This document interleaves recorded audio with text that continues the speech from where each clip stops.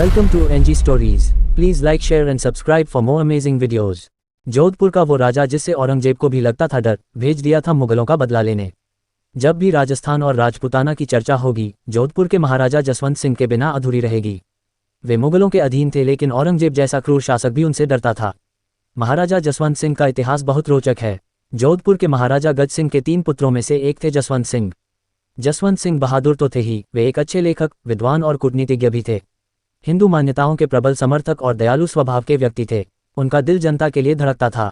उन्होंने अनेक युद्ध लड़े, युद्ध लड़ते हुए ही काबुल में शहीद हुए। वहां उन्हें औरंगजेब ने भेजा था। जसवंत सिंह के बड़े भाई अमर सिंह बहुत क्रोधी स्वभाव के थे, इसलिए पिता गज सिंह जसवंत सिंह को अपना उत्तराधिकारी बनाना चाहते थे।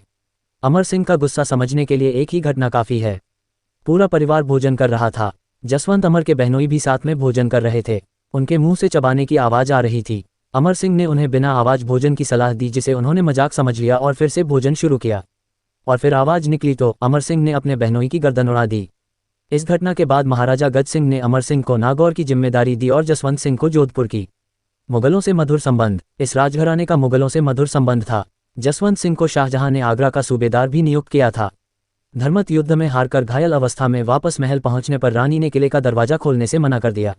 उन्होंने कहा कि हारे हुए क्षत्रिय को खाली हाथ महल में नहीं आना चाहिए। बड़ी मुश्किल से जसवंत सिंह की मां ने उन्हें यह कहकर मनाया कि अगले युद्ध में वह हार का बदला ले लेगा।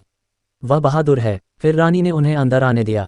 जसवंत सिंह का बेहद कम उम्र में ही शाही सेना से रिश्ता बना, इसीलिए वे युद्ध कौशल में प्रवीण हो गए।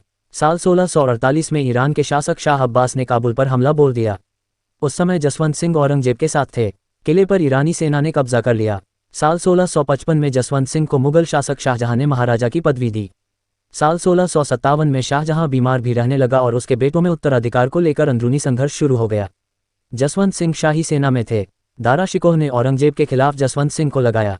धर्मत में दोनों सेनाएं आमने सामने हुई। जसवंत सिंह ने बेहद बहादुरी से युद्ध किया।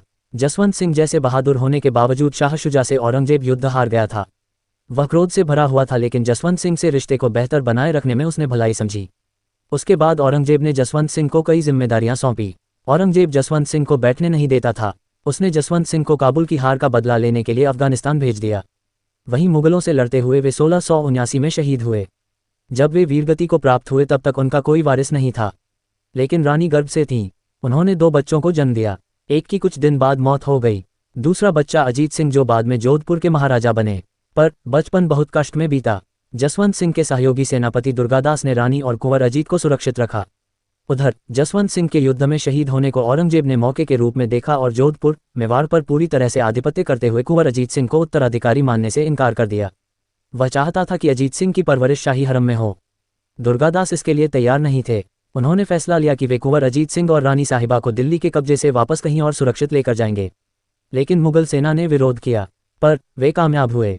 जसवंत सिंह, उनके बेटे अजीत सिंह की बात जब भी होगी तो दुर्गादास राठौर की चर्चा अनिवार्य रूप से होगी। उन्होंने मेवाड़ को मुगलों की गिद्ध दृष्टि से बचाने को औरंगजेब के बेटे मोहम्मद अकबर को अपनी ओर मिला लिया था। ये युद्ध करीब 30 साल चला। तो ये थी कहानी जसवंत सिंह की, जिसे औरंगजेब ने मोहरा बनाया अपनी दुश्मनी का बदला लेने के लिए मुगलों पर आक्रमण करवाया। ऐसे ही हमारे साथ जुड़े रहे और हमारा चैनल सब्सक्राइब करें। धन्यवाद।